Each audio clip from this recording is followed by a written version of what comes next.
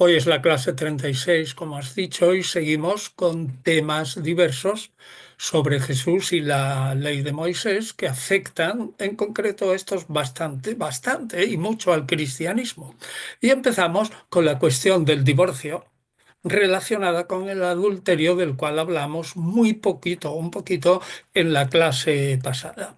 Sobre la posibilidad del divorcio, muchos exegetas afirman que Jesús quebrantó la ley mosaica, este canto que oímos continuamente, al negar tal posibilidad, según se deduce del texto 1. Vamos ya que hoy tenemos bastantes pasajes y quedan aquí texto 1, porque mi idea al respecto del texto 1 es que Jesús quebrantara la ley de Moisés, Deuteronomio 24:1, es al menos dudoso, puesto que según Mateo permite el divorcio en un caso, es decir, no hay un quebrantamiento absoluto. Este es el primer punto. La versión de Lucas, que luego veremos, es más rígida, pero vamos con el segundo texto de Mateo 19:39, que es básico. En líneas generales, los textos los conocen ustedes perfectamente.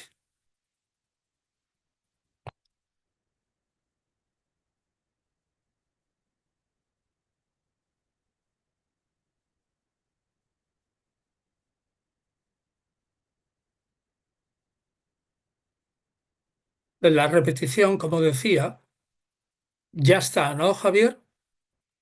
Sí, profesor, ya tenemos el texto 2, el Sí. texto uno. Salvo por fornicación. Bueno, una cosa bien diferente es que la Iglesia Católica en concreto haya hecho caso omiso de este pasaje de Mateo, aunque luego tiene la manga ancha en otro, que se repite tal cual en el que hemos citado en primer lugar, Mateo 5:31-32.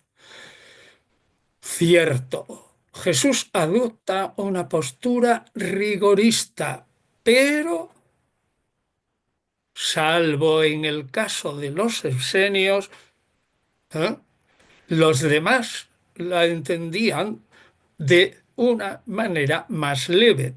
Y digo que no tenemos apenas constancia porque esa excepción para el divorcio solo aparece claramente en la Misná, en el tratado Gitín 9:10, que trata de los documentos del divorcio en hebreo get. Y ahí en ese tratado Gitín 9:10 se dice que las dos escuelas farisaicas que existían en la época de Jesús, la de Hillel y Shammai, discutían sobre el Ervat Dabar, ERWAT, espacio DABBAR. Ervat Dabar, literalmente vergüenza de una cosa. Y se refiere a la vergüenza del marido porque su mujer habría sido pescada infraganti en una falta o desliz sexual. Otros entienden, sin embargo, que la frase vergüenza de una cosa era comprendida por Shammai como una cosa de vergüenza.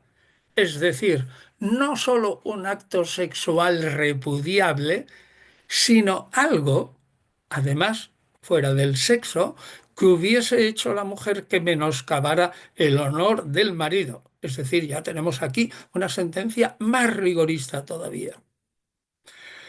Meyer opina que no se puede aplicar lo que dice la Misna a la época de Jesús y que Jesús fue original en la prohibición del divorcio, es decir, rompe la ley. A mí no me convence esta opinión tan favorable a la originalidad absoluta de Jesús, porque lo veremos enseguida en el documento de Damasco, del que hablaremos dentro de un momento. Y porque en principio en el Israel del tiempo de Jesús se discutía ya si al marido solo se le permitía divorcio si la mujer era adúltera, lo que era una interpretación exigente de Génesis 1:27, serán una sola carne, lo que Dios unió no lo separe el hombre, como palabra de Dios. Eso era ciertamente de la escuela del rabino fariseo Shammai. O bien también que la escuela de Hillel más abierta, como creo que conocen, que pensaba que el varón podría divorciarse de su mujer por cualquier causa. Así que la cuestión, al menos, punto uno, es incierto. La postura de Jesús, vayamos al texto 3, Javier, Lucas 16-18,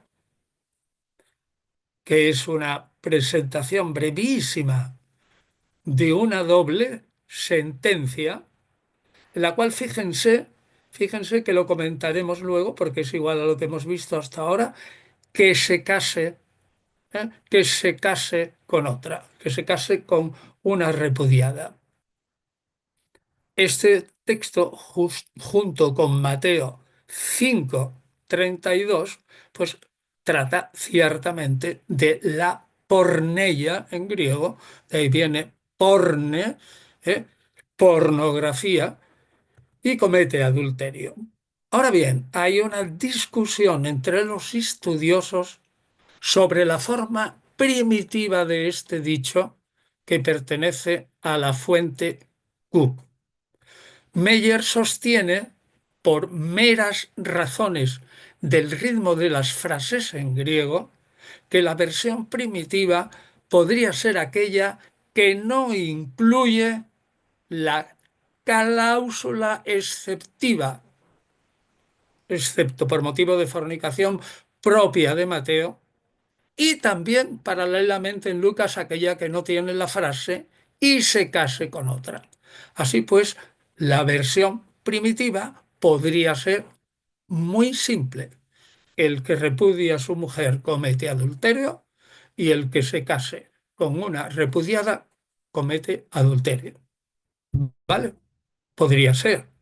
Pero al contrastar este posible texto primitivo tan sencillo con la versión de Marcos 10:2, la cual, ahora la vamos a ver, texto 4, Marcos 10:2, la cual, aunque no proceda de Q, sí trae y se case con otra, pienso yo que probablemente el original de Q no era tan simple.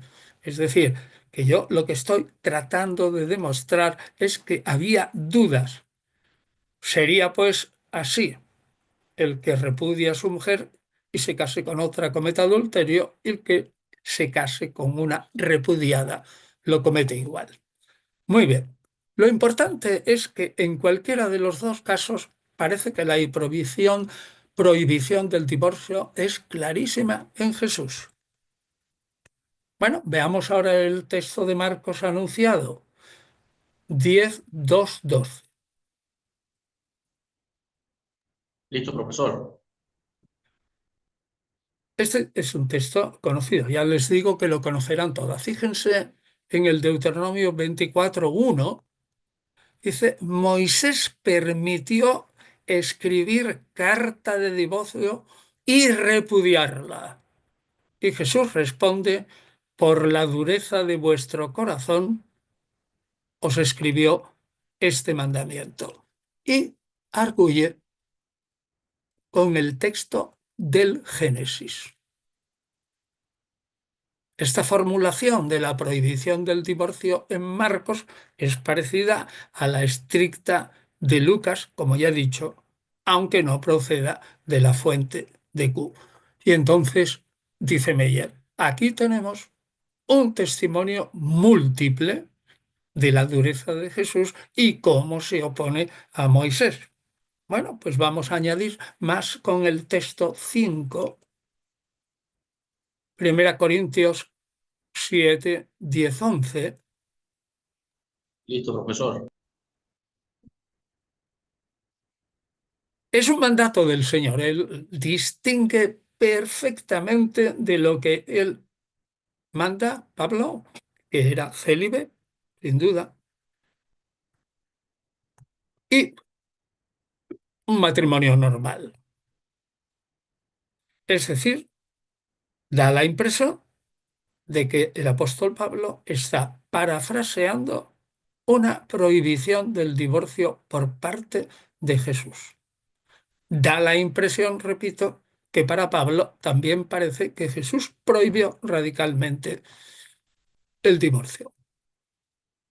Meyer afirma repetidas veces que esta prohibición del divorcio era inaudita y extrañísima en el judaísmo del año 30, donde se admitía por lo general la libertad del varón sin más pruebas, sin más pruebas. En mi opinión, sin embargo, y en la de otros estudiosos, la norma legal de Jesús no va contra la ley simplemente por el argumento de que es parecida a la de los esenios del Mar Muerto, representados en este caso, vayamos al texto 6, por el documento de Damasco, 4:15-21, Listo, profesor. una de las obras importantes de la secta esenia. Fíjense bien,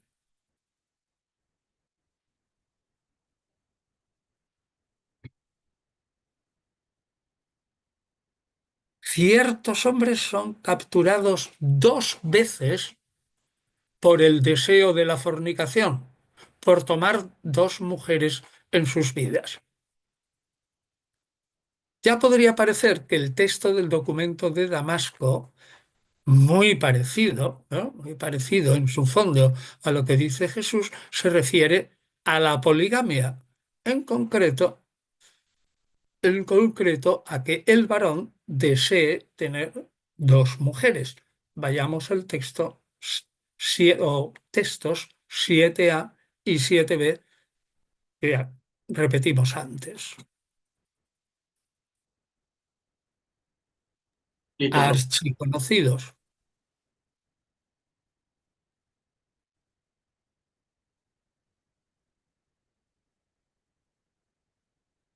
Entonces, también los esenios, y eran súper judíos y súper adictos a la ley de Moisés, argumentaban en pro del matrimonio único e indisoluble por 2 razones. Una, el orden primitivo de la creación es superior al orden de la ley. Complementariamente, Moisés no prescribió el divorcio, sino solo lo permitió. Y dos, el texto divino, en Génesis 1:27, emplea el singular. Varón y mujer los creó. Y lo emplea por algo. Dios estaba pensando para cada matrimonio en un hombre y en una mujer concretos. Si pues este texto, sin decirlo claramente, insinúa o presupone que desde toda la eternidad el matrimonio de un hombre con una mujer está predestinado. Ya lo he indicado también otras veces, un varón para cada mujer. Y los esenios también dijimos que argumentaban que como el Jesús de Mateo, que esta unidad podría romperse si la mujer caía en un desliz sexual. O mito que da la impresión machista que a los varones se le pudiera perdonar los deslices sexuales. Da igual en este caso. De cualquier modo, si se imponía la separación o repudio, no se permitía un nuevo matrimonio. Y esta es mi conclusión. Exactamente como Jesús. Por lo tanto, no entiendo como Meyer, en este sentido, afirma la originalidad absoluta de Jesús y como algún otro investigador, como Paul Winter, que ya lo veremos más tarde al final, no menciona este pasaje de los esenios. Y argumento, los esenios no contravenían la ley de Moisés. Luego Jesús, con una postura con los esenios, tampoco. Por otra parte, y yendo a lo moderno, aplicación ahora, no se puede afirmar, como se oye a veces, que Jesús, al defender un tipo de matrimonio sin divorcio, estaba fundando, repito, estaba fundando el matrimonio monógamo e indisoluble en contra y en oposición total del judaísmo en su momento. Esa afirmación, modestamente, me parece errónea y se basa simplemente en la ignorancia del texto de los esenios que hemos traído antes. Por tanto, cualquier segundo matrimonio, vayamos de nuevo a la versión de Marcos, es antes, es el texto 8, que es una parte del texto 4. Ya lo hemos visto antes.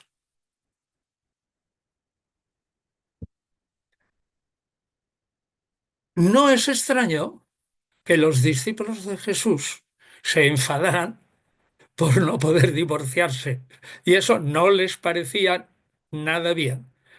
Y en Mateo, los discípulos protestan claramente. Vayamos al texto 9.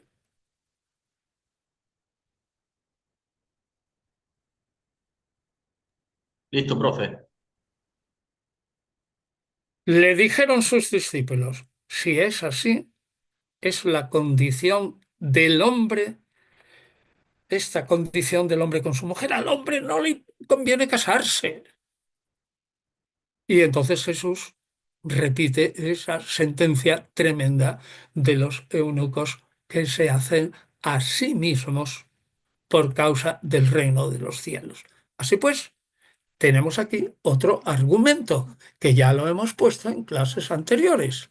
El Jesús de Mateo y el Jesús es como un Mesías, un ungido, que se permite discutir para profundizar la ley de Moisés, como en las famosas antítesis, que parece que la contraviene, pero en el fondo lo que hace es perfeccionarla. Esta sentencia de abstenerse del matrimonio en Jesús no se refiere para siempre, sino solo al tiempo del ministerio público y de él y de sus discípulos, ¿eh? como vendría enseguida. O sea, durante ese tiempo los varones tienen que hacerse eunucos, es decir, célibes. Así que, repito, no me parece que Jesús pueda ser un individuo tachado de antijudío. Otro tema, el perdón de los enemigos. Los debates, vamos a ir a los textos 10a y 10b. Los debates entre los rabinos de la época acerca del perdón a los enemigos y la venganza o ley del talión son proverbiales también para la época de Jesús y lo que se discutía es Éxodo 21, 23, 25, que es el texto 10a.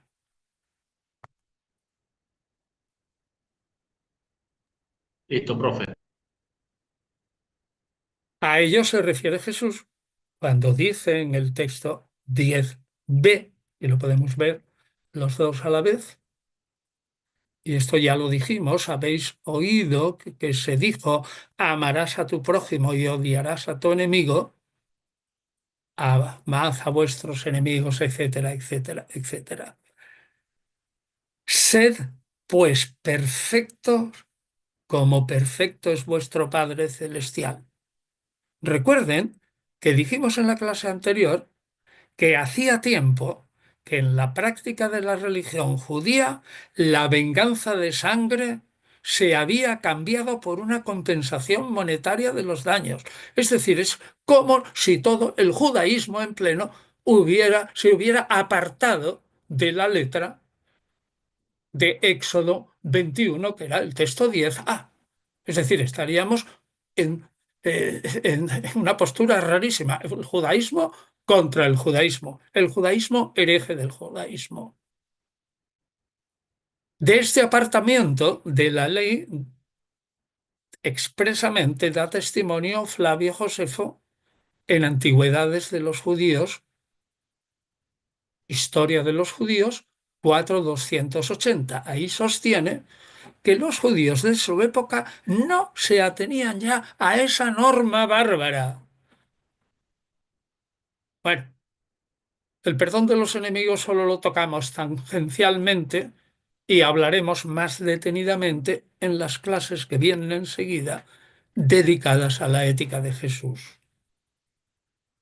Pero ya queda claro de esta incapacidad de declarar a Jesús como enemigo del judaísmo. Otra cuestión. Jesús y los resúmenes de la ley. Vayamos al texto 11. En el mundo de los rabinos del siglo I, antes y después de Cristo, los resúmenes de la ley eran una síntesis del pensamiento de estos maestros. Creo que al respecto es conocido una anécdota que se cuenta del tantas veces nombrado Gilel y de su adversario dialéctico, el rabino Shammai. Tenemos ya el texto 11, ¿no? Sí, profesor. Fíjense que si el tratado pone una B pequeñita delante, Babli, Talmud de Babilonia, sobre el sábado 31a. En cierta ocasión se le acertó un pagano y le dijo, y ahora viene el texto, fíjese qué divertido, si es que no lo conocían.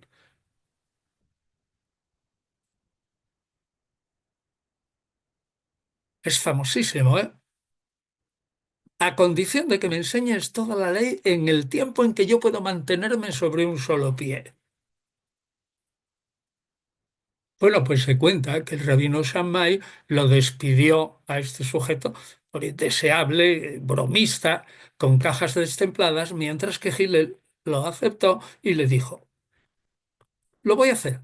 Lo que a ti te resulta odioso, no se lo hagas a tu prójimo. Esto es toda la Torá. Todo el resto es mera interpretación. Vete y ponte a estudiar. Bueno, pues Jesús, vayamos a los textos 12a y 12b, tiene Jesús un poco posterior a Gilel, solamente tiene un dicho semejante en Lucas 6:31 y en otros textos. Ahí lo tienen, textos 12a y b.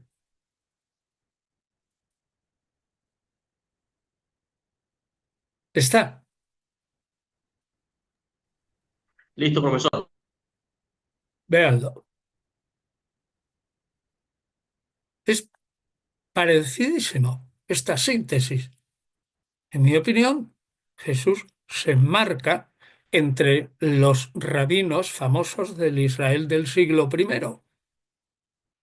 Por consiguiente, creo que en este apartado de la ley también está justificada la conclusión de la clase anterior derivada de otros casos. Y cito de nuevo a Vermes.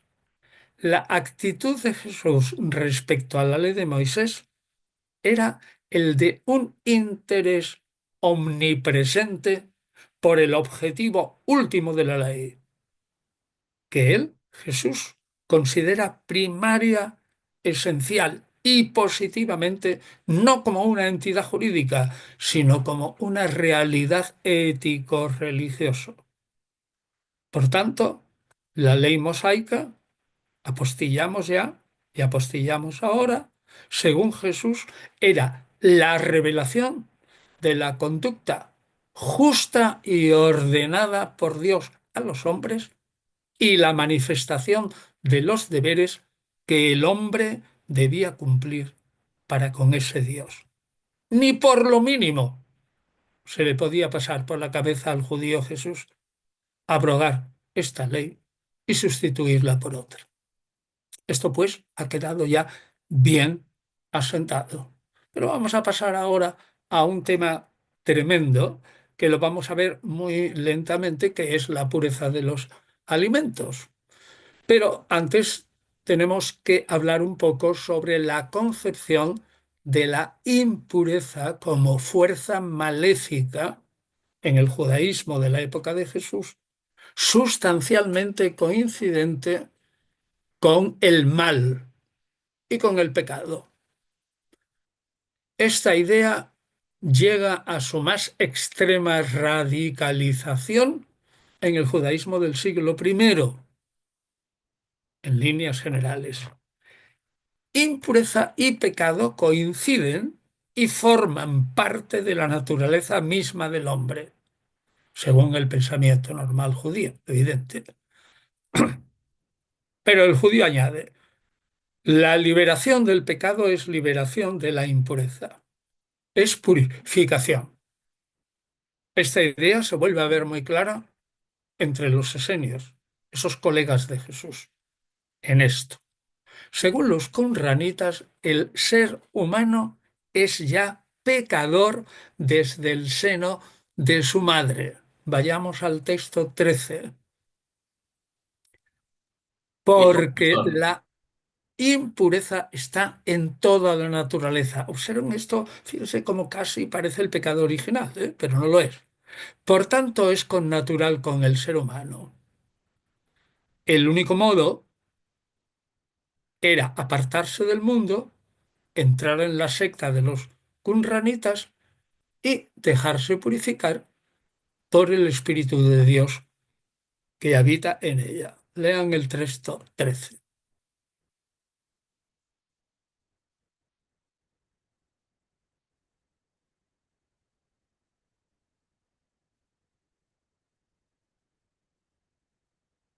Es decir, es el Espíritu, es el que expía todas las iniquidades.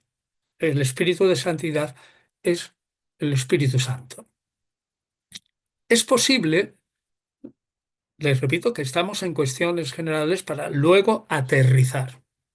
Es posible, tenemos pocos datos ciertamente, solo posible que Juan Bautista tuviera una teología parecida a la de los esenios, es decir, que mantuviera quizás el vínculo entre impureza y pecado que se mostraría en él mismo, no en el bautismo, sino en él mismo, en su vida solitaria, el alimento puro, miel y saltamontes que eran puros, vestidos de pieles, hechos por él mismo, de modo que no pudieran estar contaminados, salvo el contacto con los pecadores, lo cual lo diferenciaba profundamente de los qumranitas.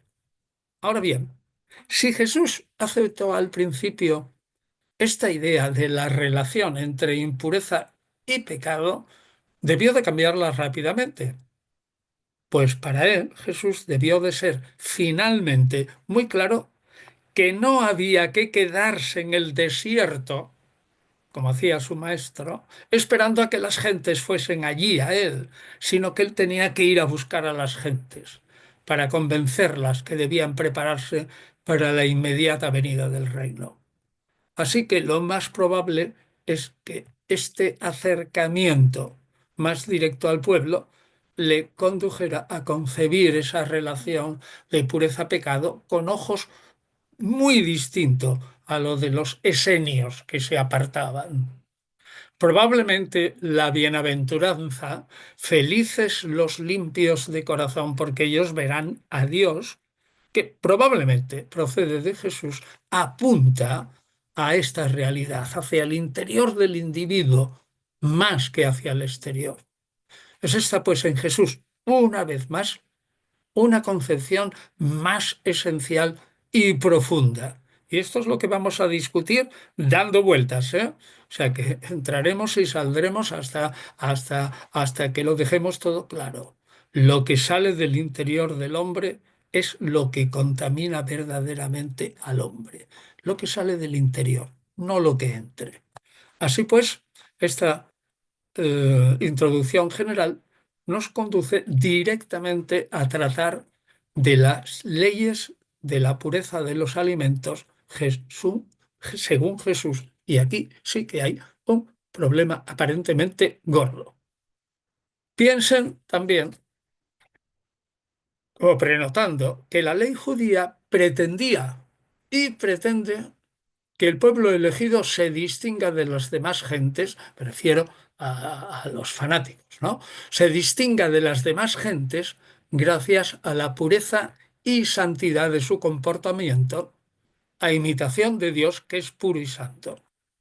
Como sabemos, lo he dicho muchas veces, el Pentateuco distingue claramente entre lo que es pureza ritual, es decir, lo que hay que tener para estar correctamente en contacto con lo sagrado, en especial el templo, y lo que es la pureza moral centrada en la vida interior y exterior correcta, conforme a los mandamientos naturalmente. Es decir, una pureza moral que prohíbe los pecados graves como el asesinato, robo, adulterio, etcétera.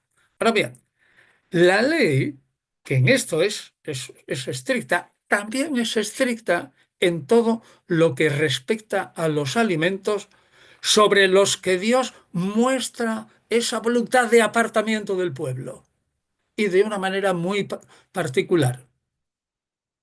Es tan fuerte que es una manera de probar, bueno, no es válida, ¿no? Pero vamos, se prueba, es tan fuerte y ha penetrado tan dentro que incluso los judíos agnósticos y ateos de hoy, que los hay a montones, siguen las normas de la comida kosher o pura y no creen en Yahvé, ni mucho menos.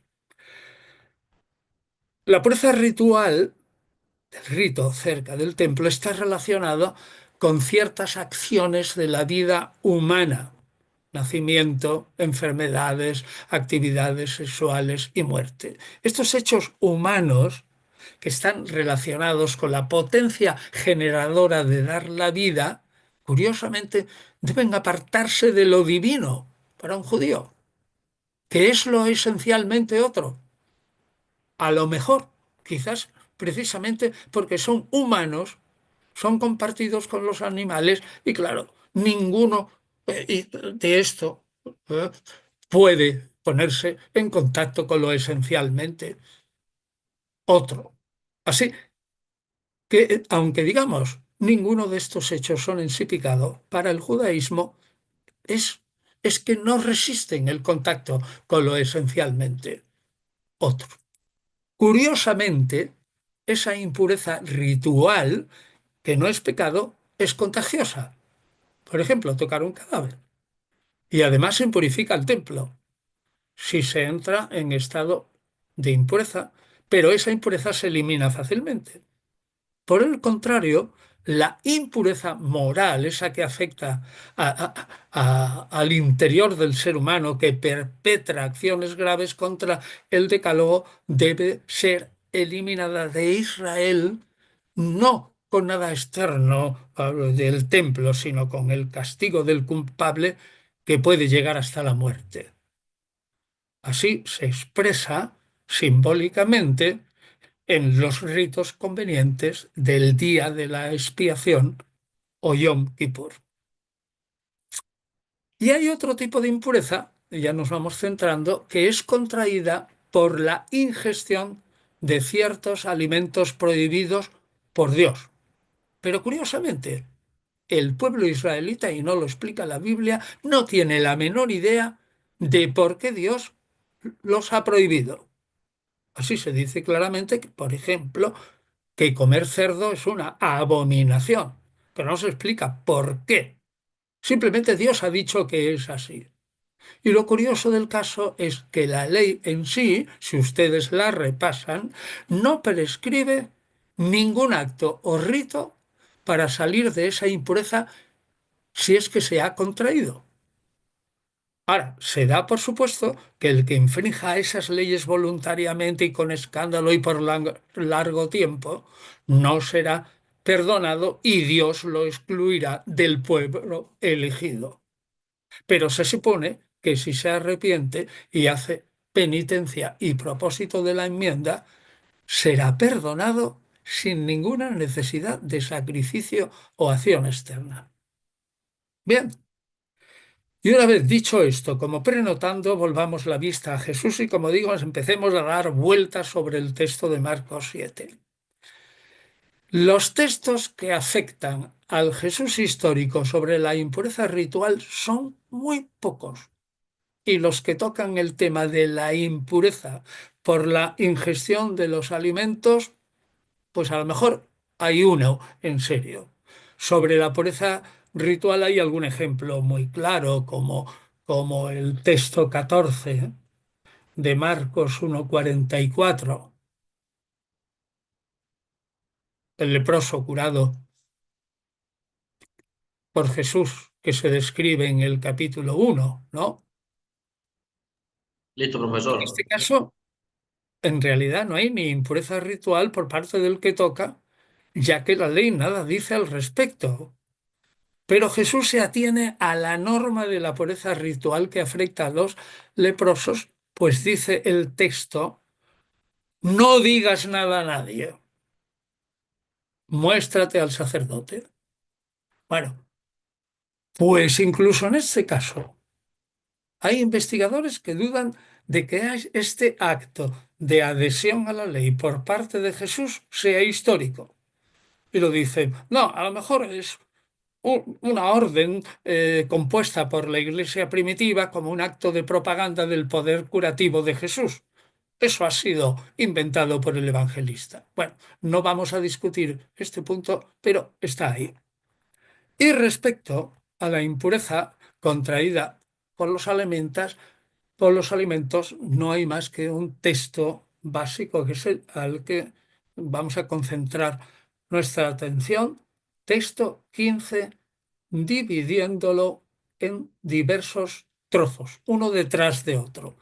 Perdonen que aquí, naturalmente, se pueden repetir un tanto las ideas, porque es que vamos a verlo desde el 7.1 pues hasta el 23 o el 24 o más.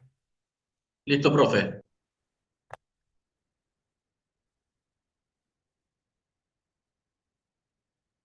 Aquí, en esta primera parte, hay una discusión sobre lavarse las manos o no antes de comer.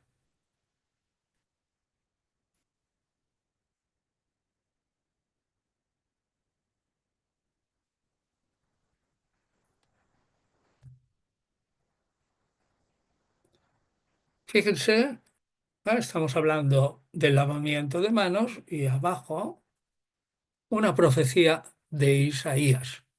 Ahora les ruego, que se concentren porque esto es un tanto complicado, pero debemos verlo en el siguiente o los siguientes pasajes, textos 16a y b.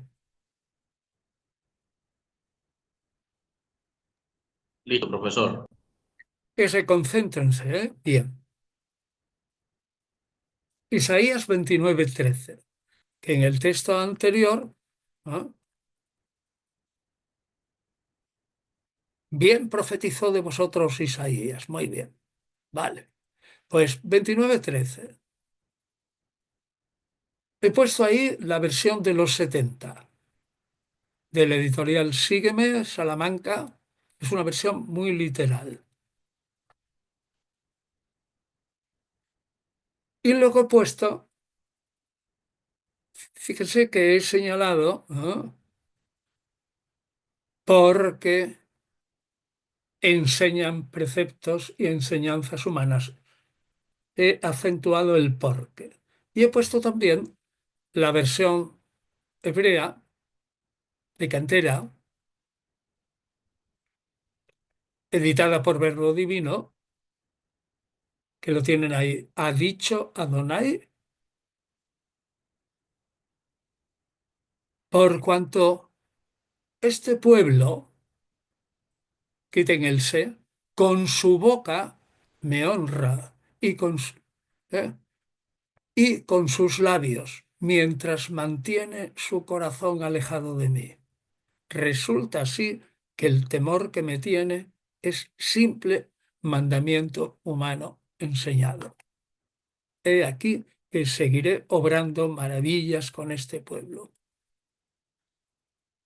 El examen de este pasaje de Isaías 29:13 por parte de Meyer a mí me parece correcto. Y sus argumentos le llevan a considerar que lo que se cuenta en él, lo del lavamiento de manos, no pertenece al Jesús histórico, aunque sea una profundización de la ley, sino que es una composición del evangelista Marcos de acuerdo con la teología paulina. Preciso ahora por mi cuenta.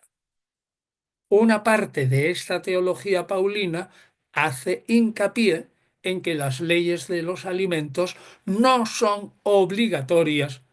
El resto de la ley sí, claro, excluida la circuncisión y las normas para acercarse al templo, no son obligatorias para los gentiles convertidos a Jesús, porque estos no tienen la obligación de hacerse judío. Y por ello no tienen por qué cumplir una parte de la ley que afecta exclusivamente a los judíos, es decir, los alimentos. Y Meyer argumenta a partir de la cita de Isaías. Fíjense bien, volvemos ahí a Isaías 29:13, hecha por el Jesús de Marcos para dictaminar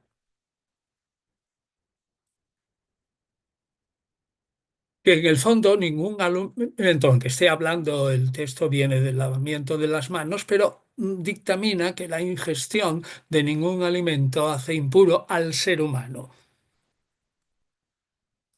Ciertamente, si esta opinión hubiera sido pronunciada por el Jesús histórico, significaría una derogación clarísima de toda la legislación mosaica sobre los alimentos. Es una anulación absoluta, lo cual va directamente contra lo que hemos argumentado de una manera machacona, que Jesús jamás incumplió la ley. Pues bien, escribe Meyer, esta cita de Isaías 29:13 por parte del Jesús de Marcos no corresponde exactamente al texto hebreo del profeta, sino al texto griego de los 70 y encima manipulado por Marcos.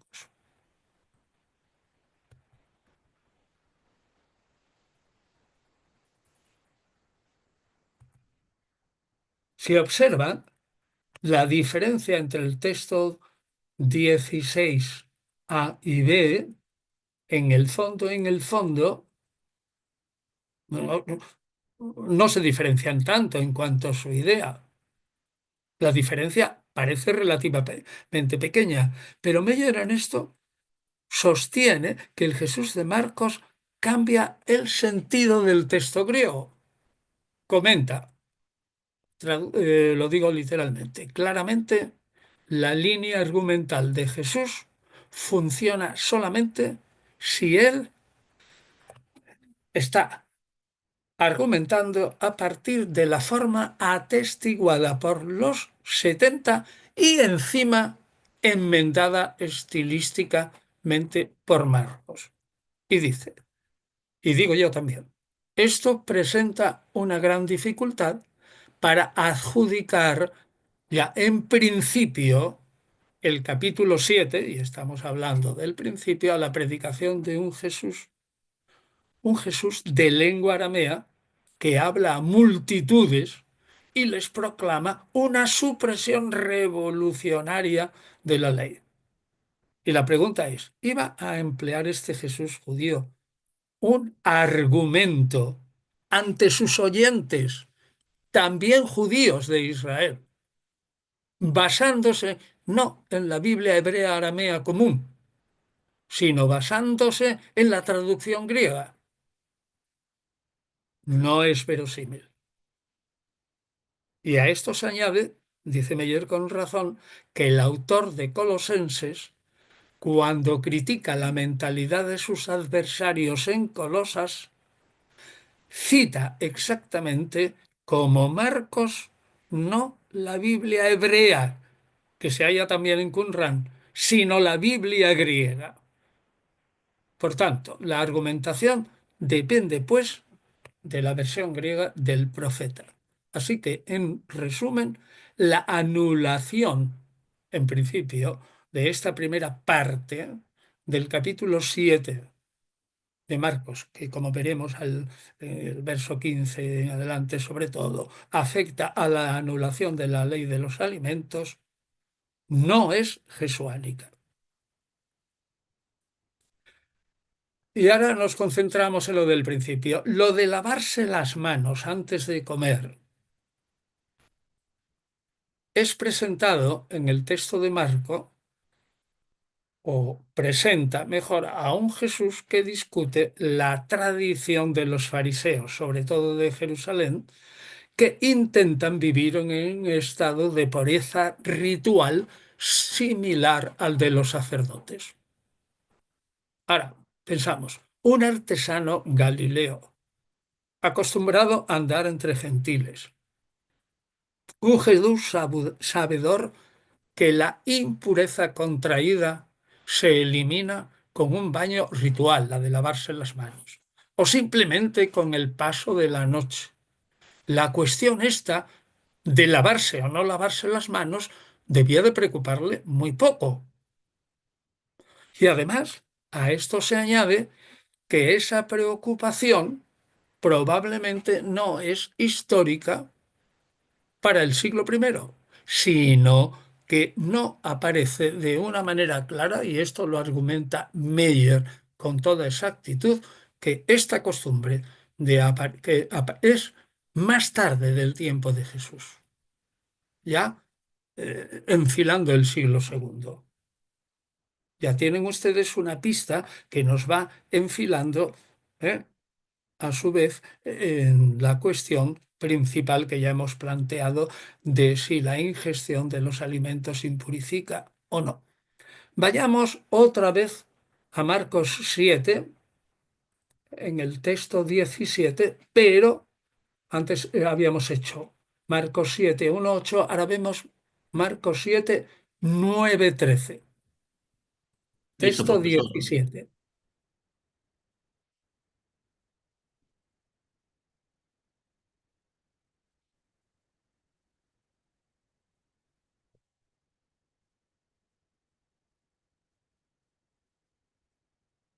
Esta cuestión es despachada con mucha rapidez por Meyer y argumenta bastante claro.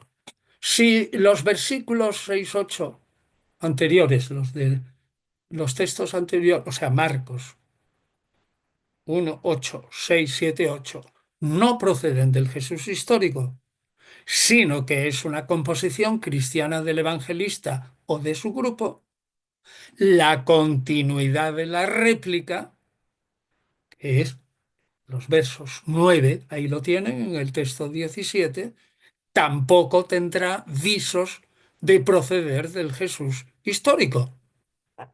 Lea bien el pasaje.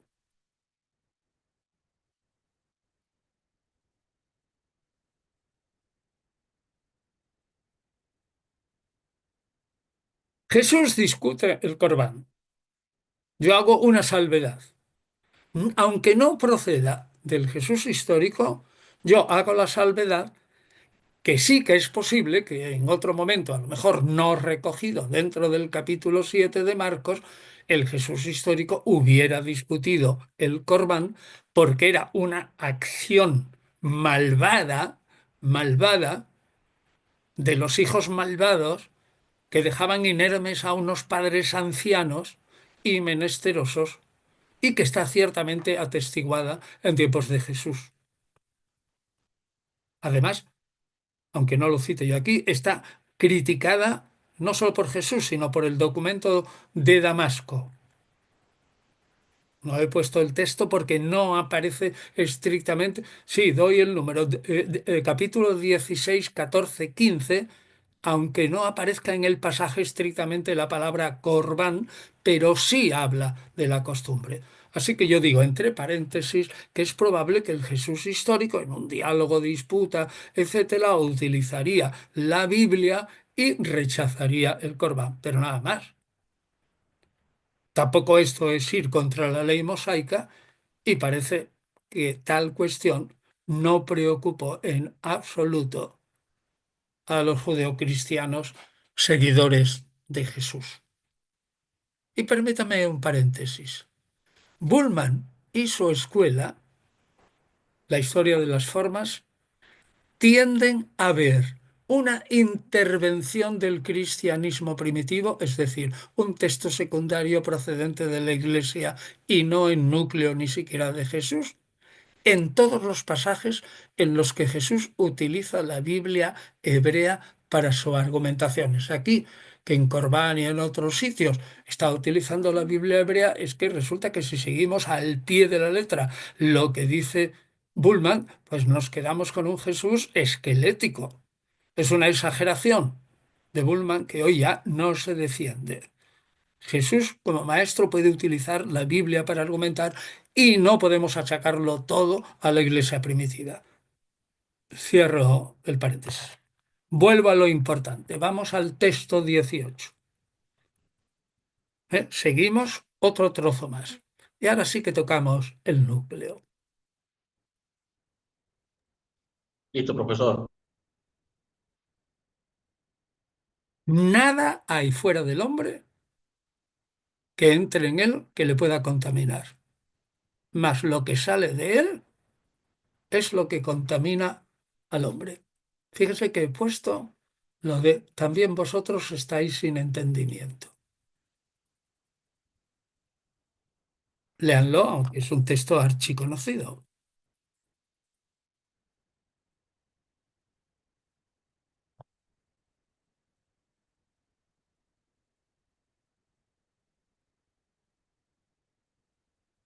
Lo importante de este pasaje es el versículo 15, naturalmente,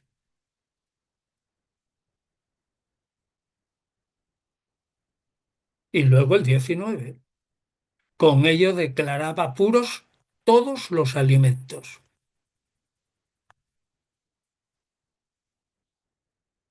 Lo importante son 15 y 19, ya lo digo, lo demás es una repetición.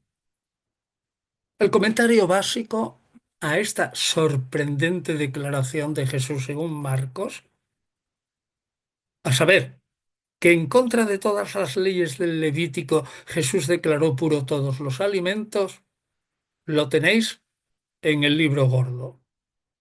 Y en síntesis es, si en otros temas hay discusión, aquí hay una cierta unanimidad en la inmensa mayoría de los comentaristas confesionalmente cristianos. Sí, Jesús pronuncia una derogación radical de las leyes alimentarias de la ley mosaica, porque si no existieran alimentos que hicieran de por sí impuro al hombre, no tendrían valor las normas legales sobre ellos. Pero, sí, estamos de acuerdo, si Jesús lo dijo, se acabó la ley, todo el Levítico. Pero, con casi absoluta seguridad, no es este el sentido que le dio el Jesús histórico, si es que dijo en un pasaje totalmente marcano, si es que dijo la frase así exactamente. Desde luego, el 19, todo el mundo, el versículo 19, ¿eh? Con ello declaraba puros todos los alimentos. Todos los comentaristas están de acuerdo que no es de Jesús, sino una apostilla de Marcos. Pero bueno, yo remacho. Si este, es decir, el Levítico a la porra, hubiese sido el significado y Jesús como maestro lo hubiera dejado tan súper claro, de ningún modo se explicarían las notables discusiones de la Iglesia primitiva que tienen ustedes en Hechos 10 y la discusión de Pedro diciendo que no era judío y que jamás había comido nada impuro, de Hechos 15 y de Gálatas 2:14 también una discusión de Pedro con Pablo, acerca, ¿eh? No se explicarían, digo, acerca de la comensalidad de judíos cristianos con los paganos conversos por motivo de pureza o impureza, no solo de las personas, sino por los alimentos. Y si van ustedes al capítulo 10 de Primera Corintios, yo no lo cito aquí porque todo el capítulo es largo, pues verán las mismas cuestiones. Y aquí Meyer añade, y esto es una satisfacción, no es creíble que un maestro de la ley judío popular hubiera rechazado con unas simples frases todas las leyes del Levítico y del Deuteronomio. Así de un golpe. Si Jesús lo hubiera hecho, ese escándalo habría sido máximo y las protestas y textos en contra habrían aparecido de algún modo en los evangelios, en el resto del Nuevo Testamento, en los Hechos. Pero no. Al respecto hay un silencio absoluto. Además, otros comentaristas, como Víctor Rudolph, y recoge, que me ha alegrado mucho que recoja Meyer lo que dice Víctor Rudolph, aunque a lo mejor es al revés. No, Víctor Rudolph recoge lo que ha dicho Meyer. Este tipo de negación hebreo, es decir, no hay alimentos impuros, se conoce entre los estudiosos como negación dialéctica, que no afirma algo negativo, sino que expresa una preferencia. El ejemplo claro es Oseas 6:6. Yo quiero amor, no sacrificio, conocimiento de Dios más que holocausto. Este texto no significa que Dios no quiera sacrificios, sino que prefiere el amor y el conocimiento de lo divino.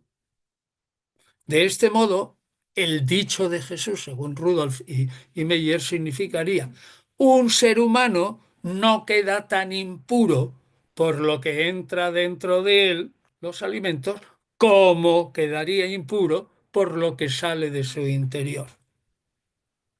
Es muy posible, muy probable, que Jesús lo entendiera así. Es decir, siguiendo su opinión de buscar siempre la interpretación más profunda de la ley, pero sin salirse de ella. Por tanto, no es seguro, ni mucho menos, que Jesús hubiera quebrantado públicamente nada menos que las leyes del Levítico y Deuteronomio sobre los alimentos. Esa negación dialéctica aparece también en 1 Corintios 9, 19, 23. No lo cito aquí. Repito, 9, 1 Corintios 19, 23. Y el significado es el mismo. No tanto una cosa cuanto otra. Vayamos a los textos 19a-b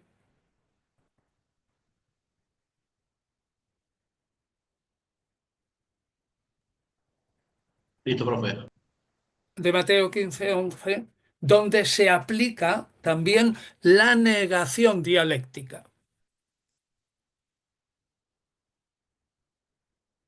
Y fíjense bien cómo he acentuado boca a boca, boca a boca. ¿Por qué? porque se ha dicho que el Evangelio gnóstico de Tomás es anterior a Mateo,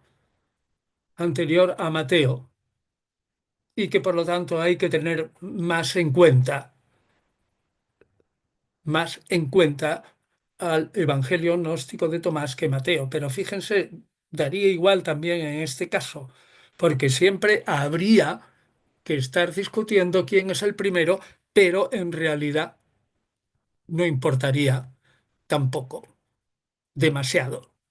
En general, los, llamemos comentaristas más tradicionales, ponen el Evangelio gnóstico de Tomás en un lugar más arcaico y el de Mateo después. Yo opino que no. Bueno, y vayamos, yo opino al revés. Vayamos al texto 20. Es un texto brevísimo, Listo, profesor. que es anterior a Marcos, por supuesto.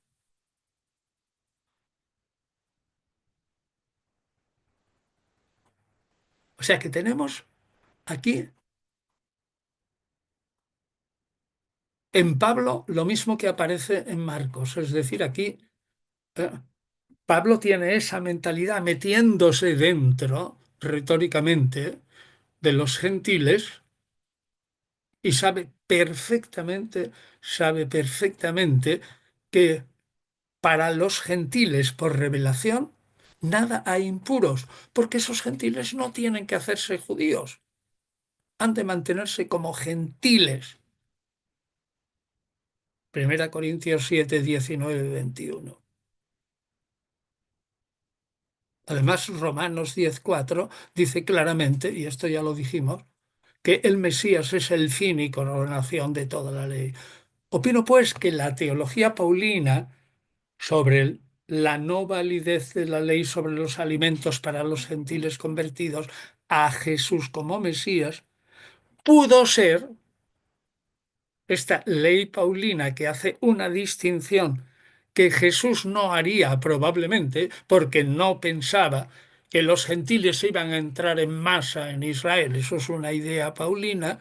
Por lo tanto, es posible que este Jesús marcano, repito, es posible o probable que este Jesús marcano de Marcos 7, 15 al 19 sea el reflejo de Romanos 10, 4.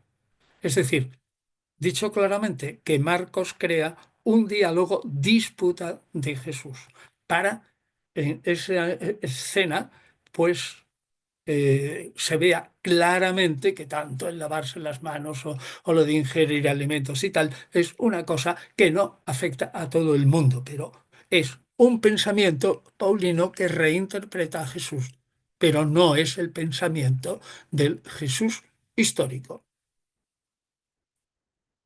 Fíjense, sí, si puedes volver en el texto, al texto 18, por favor. El Listo, texto profe. 10. Fíjense que aquí, además esto, los críticos de las formas y todos están totalmente de acuerdo en que esto es una formación literaria totalmente paulina, típica, pero paulina típica de Marcos. Jesús hace una declaración. La gente, por eso lo había puesto en negrita, la gente y los discípulos no lo entienden, y entonces Jesús se reúne a sola con los discípulos y lo explica más claramente. Y este reunirse a solas con los discípulos, que es lo mismo que ocurre en Marcos 4, la declaración de Jesús del propósito de su predicación en parábolas, difícil de entender y que luego se lo explica a los discípulos, la explicación es probablemente parte de la teología del evangelista. Así que yo insisto y reitero que si aceptáramos que la intención de Jesús era la proclamación del reino de Dios, según los profetas de Israel, es improbabilísimo que deseara exponer una doctrina nueva y menos sobre los alimentos, cosa que afectaba a sus oyentes, tanto en Galilea como en Judea, diariamente. Pero en fin, Meyer, con esto quiero terminar, a pesar de que está de acuerdo con esto, sin embargo afirma que todavía, en fin, un poco para salvar, yo creo que al evangelista Marcos, cabe detectar rastros del interés de Jesús en cuestiones de pureza en el resto del Evangelio de Marcos. Y eso lo dice claramente Meyer en las páginas 426 y 431 de este volumen, que lo tengo aquí, de este volumen que estamos comentando, cuarto, que en realidad es el quinto. Y él afirma, Meyer, que cabe encontrar restos de interés jesuánico sobre la pureza, lo cual demuestra un deseo inconsciente o no de atribuir a Jesús una actitud negativa respecto a tales leyes. Bueno, pues esto ha sido interpretado después, en fin, Meyer ya está muerto y no puede defenderse, por otros colegas diciendo que efectivamente la explicación más sencilla y plausible de que haya poquísimos textos ¿eh? de, sobre la pureza es que realmente que no se conserven controversias de Jesús relativas a la ley de la pureza, es que esas controversias no tuvieran lugar. Por último, el texto 21,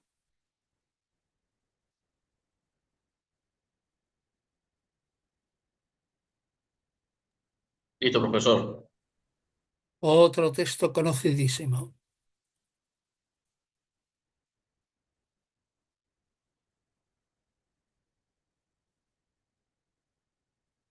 Y ahora compleméntenlo con los textos originales del 22a y b, del Deuteronomio 6, 4, 5 y Levítico 9, 17, 18.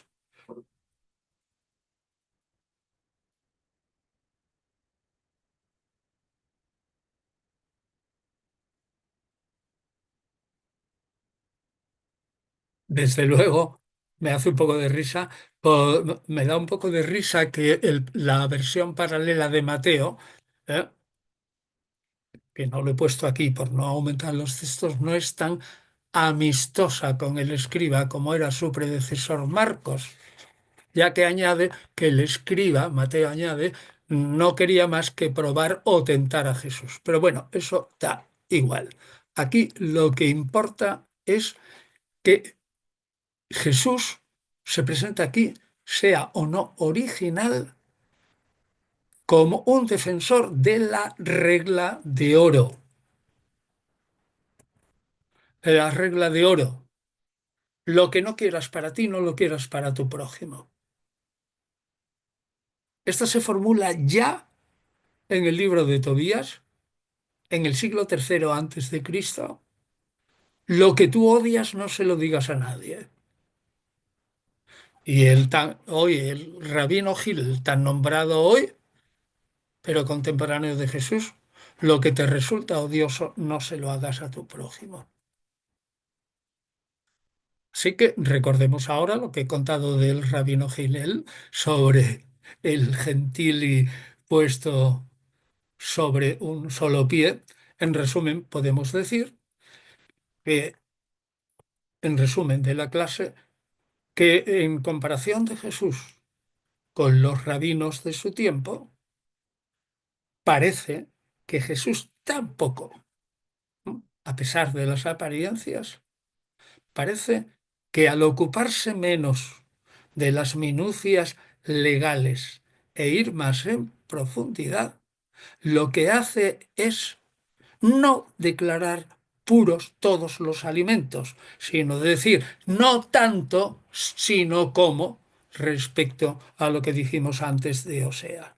Como sabemos, Jesús prefiere la moral al sacrificio, el interior a lo exterior.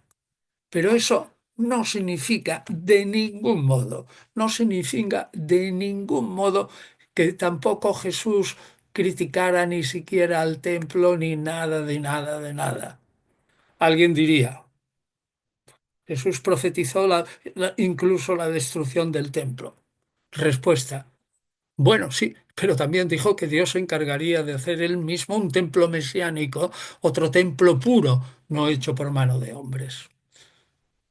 Y en síntesis, ni respecto al divorcio, ni la ley del talión, ni la pureza de los alimentos, en nada me parece a mí creíble históricamente que un judío a carta cabal, como era Jesús de Nazaret, se apartara de la ley de Moisés en estos temas. Y nada más. Está bien por hoy. Muchas gracias y vamos a las preguntas.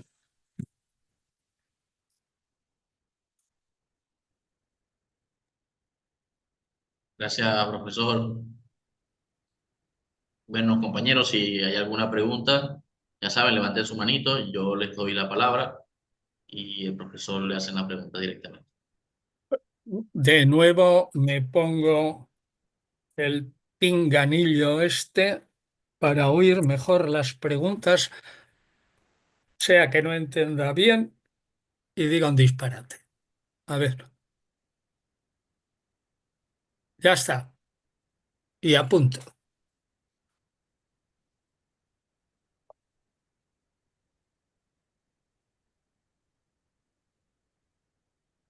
Ok, A ver, tengo una pregunta de Enrique Nasher y tengo una de Marcelo Prieto. Marcelo, si quieres activa también tu cámara y también Enrique, por favor. Y vamos a comenzar con Enrique y luego le damos la palabra a Marcelo.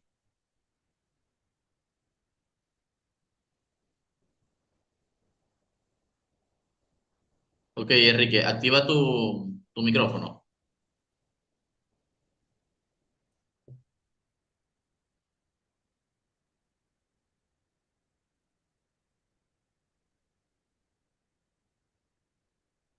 Luego tengo a Juan Carlos Suárez, la tercera persona que levantó su manito.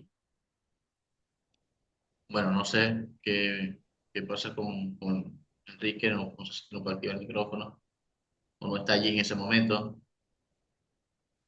¿Escucha Ok, ahora? Enrique, listo, ahora sí. Sí. Vamos Vale. a a ver, ver. doctor Piñero, buenas tardes. Hola. Mire, en el pasaje que hemos visto antes del Éxodo 21, Sí, cuando voy a dice, verlo.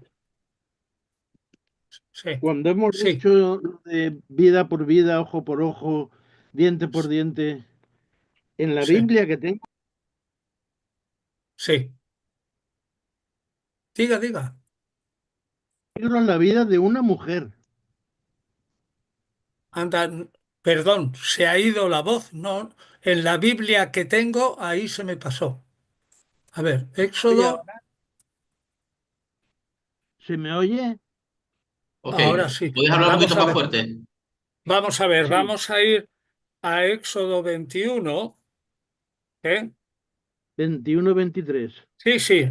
Mire, fíjese, Es porque que aquí aquí, pone, si se pone en peligro la vida de una mujer, será la indemnización, lo de vida por vida, ojo por ojo, etcétera. Pero es si se pone en peligro la vida de la mujer. Entonces yo quería preguntar si realmente Jesús quería decir, o sea, realmente el Éxodo quería decir solo a las mujeres o era para todo el mundo. bueno, aquí en el Éxodo, ciertamente, claro, se pelean unos hombres y lastiman a una mujer encinta. Yo no sé si, yo tengo aquí una traducción de Cantera, que me han preguntado qué es esta, que ha editado Verbo Divino, que está genial porque tiene el texto hebreo al lado, ¿no? Y es magnífico y se puede controlar, ¿no? Sí, dice ciertamente, yo creo que es general y lo que está poniendo, claro, habla de la mujer encinta porque es más grave, pero luego habla del esclavo de la sierva, etcétera. O sea que yo creo que por los ejemplos es más bien general, aunque de hecho aquí, por suerte, el Éxodo 21, 22, 23 está hablando de la mujer. Ahora, Mm. aprovecho para decirle que en todo el Éxodo y en general en la Biblia hebrea, aunque aquí se proteja a la mujer, el sentido es poco feminista, porque la mujer es una propiedad del varón. Y en Sí, realidad aquí está hablando de la ley del talión. eh, Tú me has estropeado una propiedad, ya sea un esclavo, una sierva, una mujer, un asno o lo que sea, y resulta que de esas propiedades, en una sociedad agraria antiquísima, pues yo lo cumplo. Es decir, que es general y no tiene nada de feminista. ¿Está usted de acuerdo con esta perspectiva? sí, sí, por supuesto. Sí, Pues yo les recomiendo que si tiene ocasión, eh, yo que tengo la Biblia de Kite Kale y he tenido mucho tiempo la Biblia, esa misma de Kittel, solo en hebreo, pero con el texto alemán de Martín Lutero, nada menos al lado, y que aclaraba muchísimo, porque es un texto bastante literal.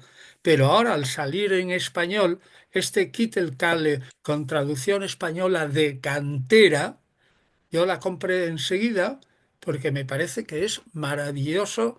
No tiene notas, apenas, pero es maravilloso para contrastar el que sepa algo de hebreo, pues para contrastar el texto original y ver la historia general. yo, Bueno, yo tengo la nueva versión internacional y de las 7 u 8 Biblias que tengo es la que más me gusta para el Antiguo Testamento. la nueva versión internacional. Yo no sé si la tengo, salvo electrónicamente, que es posible que la tenga ahí. Pero bueno, en realidad, ¿sabe cuántas versiones? Me parece que lo dije alguna vez. No de la Biblia en general, sino del Nuevo Testamento, están circulando ahora mismo. Sí, sí, un montón, un Uf, montón. más de 100, ¿no?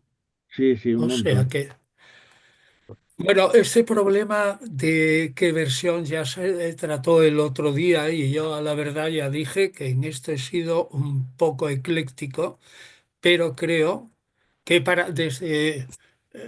en cuanto pueda y no me apremie en otras cosas, utilizaré la Biblia para el Nuevo Testamento, la versión mía de Trota y con otros colegas del Libro Gordo, y para el Antiguo Testamento, la Biblia multilingüe de la editorial Verbo Divino. Y Hombre, procuraré, yo para estudio de la Biblia últimamente utilizo su versión, pero del Nuevo Testamento, la del libro gordo, sí. yo se lo Antes, agradezco. para el Nuevo Testamento, antes utilizaba la de Luis Alonso Sockel. Bueno, no está mal, es mi maestro. Sí, Luis esa es Alonso buena. Scheckele yo le tengo un respeto increíble, pero lo que hemos hecho, quizás Lo que pasa Scheckele es que se le ven las orejitas. sí, sí, pero era un hombre increíble. Sí, O sea que si utiliza la de Scheckele yo no tengo nada en contra. sí.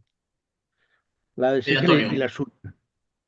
Entonces, Vale, pues muchas gracias. gracias, De nada. Enrique. Marcelo, vamos con Marcelo y luego con Juan Carlos Suárez. Gracias, profesor. Buenos días. En mi consulta, yo entiendo de la clase de hoy que la ley, digamos que Jesús no tenía una postura tan radical contra la ley de Moisés. No sé si me estoy adelantando, pero eh, ese es uno de los argumentos que a veces se da para justificar, la, digamos, el deseo de matarlo de parte de las autoridades judías. Eh, Sabemos que la Uf, crucifixión es un elemento más romano, ¿verdad? Y que quizás la muerte fue infringida más por el imperio romano que por las autoridades judías, pero siempre se ha dicho que las autoridades judías influenciaron mucho por posturas radicales de Jesús en torno a la ley. Esto sería falso, entonces. en mi opinión, yo creo que es falso, porque le he dicho que los, y lo he dicho muchas veces, porque los rabinos de esa época discutían tanto que incluso, creo que también lo he dicho y está clarísimo en varios textos del rabino Akiva, que en algún momento fue declarado hereje. Es decir, aunque no llegara la sangre al río, a mí me da la impresión, y lo remacharé cuando lleguemos a lo de la pasión, que la parte de el odio de los sumos sacerdotes y del pueblo judío por motivos de blasfemia e interpretación de la ley no está en absoluto justificada. Porque aunque no llegue la sangre del río, no, vamos, que no hay textos de que diga, salvo esto de los evangelios, que los judíos se mataban entre sí por interpretación de la ley. Solamente podrían apedrear, en todo caso. Ya sé que lo dice el Evangelio de Juan, que en un momento quisieran apedrearlo, pero realmente yo creo que a la hora de condenarlo, lo del pueblo deicida, es decir, el pueblo judío deicida, a mí me parece que no es justo. En todo caso, algún sumo sacerdote, ¿eh? Y los sumos sacerdotes que eran saduceos y que no se ponían ahí a discutir sobre la ley, sino lo que les interesaba es aquello que no fastidiara en nada su negocio. Yo lo diré muy claramente cuando llega el momento. No niego en absoluto que los sumos sacerdotes, es decir, las altas familias sacerdotales, lucharan por matar a Jesús. Vamos, sí, lo dice clarísimamente, incluso el Evangelio de Juan, que no es tenido por histórico en 11:40 o 45, pero no precisamente por un motivo judío, sino por los motivos que son fundamentalmente políticos que tiene usted en Lucas 23:1, ¿no? Provocar revoluciones contra el pueblo, no pagar los tributos y molestar el culto del templo. Nada más. No sé, Ok, esa es mi opinión y creo que es una opinión común. muchas gracias.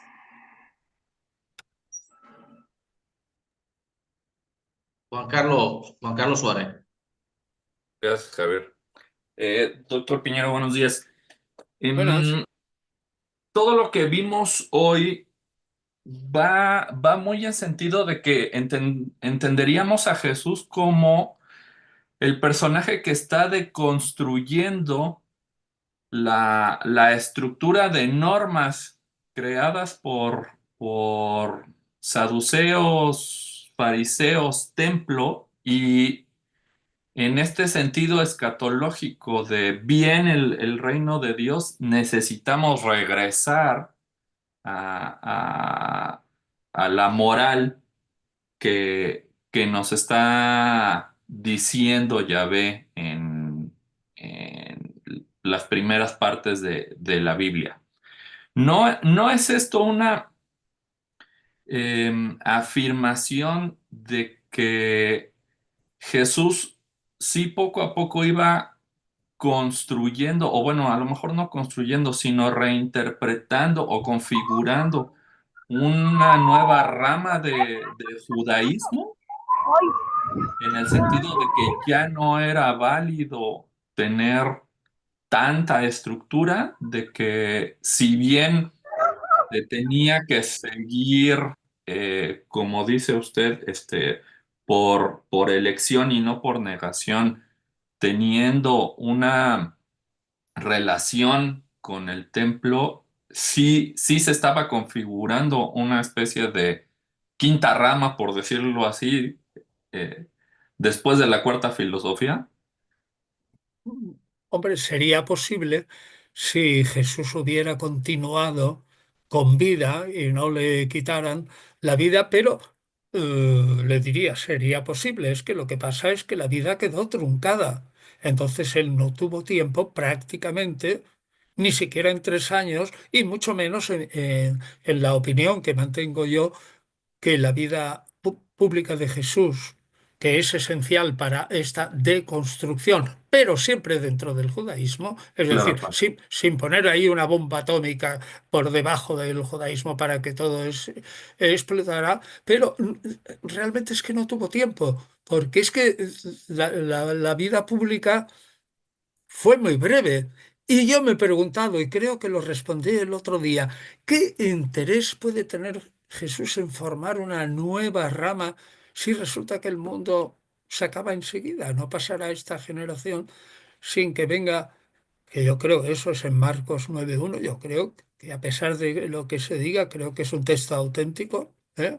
No Ujú. pasará esta generación sin que se vea venir con todo poder el reino de Dios.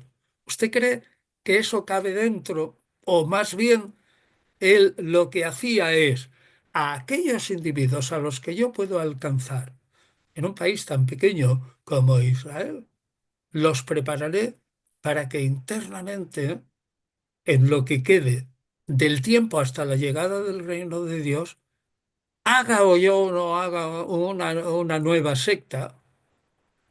Pues simplemente que cada individuo, porque creo que Jesús es en eso, tiene una predicación individualista, ¿eh? Pues haga Ujú. que cada individuo se acerque mejor a ese final que es inmediato. Si a usted le puede decir, hombre, yo le diría, bueno, le repito. Si hubiera tenido mucho tiempo y hubiera avanzado, a lo mejor resulta que hubiera resultado así, pero eso es un futurible y dentro de los futuribles en filosofía es difícil afirmar, ¿no? Si es Ok. posible o no. No, pero vamos, está bien visto, ¿no? Por su parte, porque realmente Jesús dentro del fariseísmo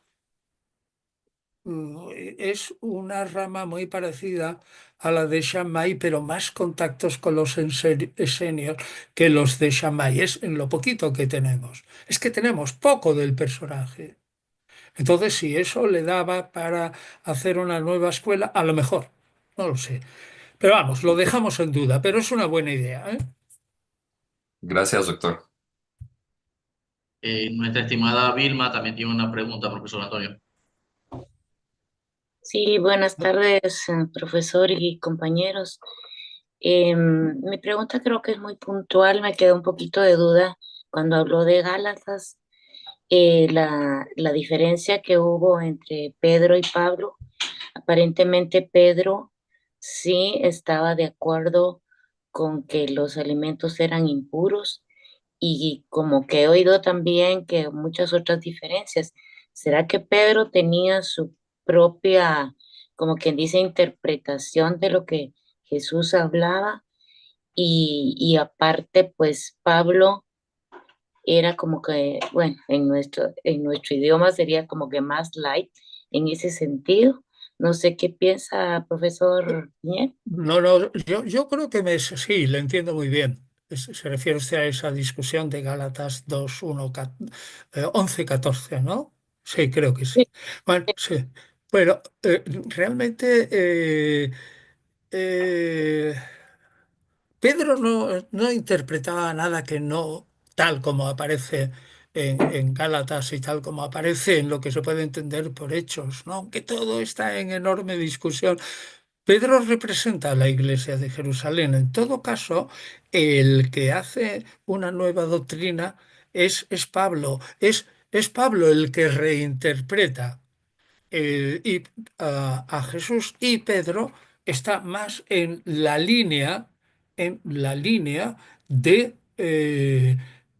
unos seguidores tradicionales de Jesús palestinos, mientras que Pablo se mete dentro de esos seguidores de Jesús que no, no son judíos, sino que son prosélitos, en todo caso venidos de la gentilidad o sin ser prosélitos que creen en Jesús sin circuncidarse. Es decir, yo creo que en una palabra, quien reinterpreta es Pablo. Y Pedro es el, el tradicionalista y Pablo sería el progresivo, ¿no? El que hace una reinterpretación nueva. Ahora, tenga en cuenta lo que he dicho mil veces, ¿eh? El Nuevo Testamento es solo paulino, o fundamentalmente paulino. Y la posición estrictamente de Pedro y de la Iglesia de Jerusalén esa quedó barrida por los paulinistas. Así que el que venció es el que reinterpretó y fue Pablo y no Pedro. Correcto. Creo. A ver si usted lee el libro o cuando hablemos de Pablo y todo esto, este tema que es interesante lo tendremos que expandir con toda claridad y con los textos delante y discutirlo bien, porque es el tema crucial que yo lo he expuesto en algún artículo de revista y en parte en la introducción del libro gordo, el sentido este de si existió verdaderamente una iglesia petrina, que yo no lo dudo que existiera, pero sí existió según los testimonios que tenemos de un Nuevo Testamento fundamentalmente paulino. Ahí, dentro del paulinismo, la gran iglesia paulina, que defendía Senén Vidal y otros, que había acogido en su seno a un paulinismo extremo, es exactamente al revés. Es el reinterpretador el que acoge en su seno a algunos de los de Pedro. Pero, en fin, esto es un tema que podríamos discutir más si tratamos alguna vez de Pablo. Muy bien, muchas gracias, profesor. Gracias, Vilma. Antonio, queda una última pregunta de Alfredo Santos. ¿Tenéis Sí, yo tiempo? no tengo Sí. prisa. Vale, pues. Perfecto. Alfredo. Un gusto saludarle, profesor, compañeros. La corrupción que había en el templo, ya por los saduceos, era muy grande. El hecho de que buscaban matar a Jesús estaba amparado por los preceptos de la ley o ya abiertamente estaban conduciéndose, digamos, ilegalmente dentro del marco de la ley que permite quitarle la vida a una persona, aunque no tenían jurisdicción ya, según entiendo, los judíos en ese entonces no tenían la jurisdicción para declarar la pena de muerte porque le había sido quitada por los romanos. Pero ya en este caso, cuando buscaban matar a Jesús, ya es una corrupción deliberada completamente o había algunos aspectos que ataran su intención de matar a Jesús apegado a la ley. Yo creo que hemos hablado en la primera pregunta de este tema hoy, ¿no? Lo que pasa es que como ha habido muchas interrupciones, a lo mejor no lo ha oído. Yo sí le precisaría una cosa que es la base de lo que usted dice. Se dice normalmente que los judíos no tenían derecho al jus gladii, al derecho de matar a la gente en un tribunal civil por la espada, pero parece claro y hoy que sí permitían los romanos, es decir, sí tenían derecho en matar a cualquiera y de hecho lo hicieron. Por ejemplo, con, con Esteban, según Hechos 6 y 7, ¿no? Pues entonces yo lo que digo que si hubieran querido matar a Jesús, los saduceos, por algo puramente no político, sino puramente religioso, Poncio Pilato le hubiera dado igual y no hubiera intervenido en absoluto. Pero es que Jesús, de hecho, no muere ni en la hoguera, ni, es que es judío, ni muere tampoco apedreado, que es totalmente judío, sino que muere en un juicio romano y conforme a una ley romana y en un instrumento y castigo totalmente romano. Con lo cual yo veo, le repito, no había prohibición absoluta de matar. Lo que había prohibición era de matar si intervenían en aquellas cosas que le interesaba al imperio. Pero si era puramente una blasfemia, había un señor que hubiera, por ejemplo, públicamente se ha reído de la ley de Moisés, ¿no? O si hubiera trabajado opulentamente en el campo y venga a hacer trabajos en el sábado y tal, si lo hubieran matado a pedradas, no hubiera pasado absolutamente nada en Israel. Les daba igual a lo... Pero no lo hicieron. A mí me parece que lo que le interesaba, y ya lo he dicho, eso lo trataremos más tarde, lo que le interesaba no era el pueblo, aunque aparezca así, ni siquiera al pueblo judío, ni mucho menos, ¿no? Que el pueblo judío era Galilea, Samaria incluido, Judea, Idumea y todo eso, que va, eso les interesaba otras cosas, no hubieran matado a un individuo por un enfrentamiento puramente legal dentro de la ley de Moisés. Eso lo hacen. Bueno, y la prueba es que le digo que sí hay linchamientos en esa época y a los romanos les daba exactamente igual, como si se mataban todos los judíos unos a otros, con tal de que quedaran suficiente número de hombres por si venía el imperio parto por el este y atacaba a Roma, que ya lo habían hecho con Craso, y con terrible derrota en Carras, que lo frenaran los judíos y los sirios. Además, les importaba un comino a los romanos. Muy bien, profesor, muchas gracias, muy amable. Bueno, gracias también a ustedes, compañeros. Gracias, profesor, por la clase del día de hoy, también por la participación de todos los que estuvimos en esta clase en vivo. Bueno, profe, le damos por finalizado la clase y Bueno, bueno, recordarles que el día de hoy terminamos el módulo 9 y a partir de la semana que viene comenzamos un nuevo módulo, módulo 3, que va de la clase 37 a la clase número 40, ¿ok? bueno, Mañana les estaré enviando la grabación de esta clase y bueno, quedamos entonces despedidos. Decime algo, Antonio, ¿qué querías decir ahí? ¿Algún comentario? no, no, que bueno, que bien, que ya me están aguantando muchísimo. Mira que llevamos un montón de clases. Ahí me admira, pero bueno, está bien. Vale, pues ya nos vemos la semana Vale, que vale. viene. Bueno, feliz tarde, feliz noche, feliz día para todos, ¿ok? Igualmente.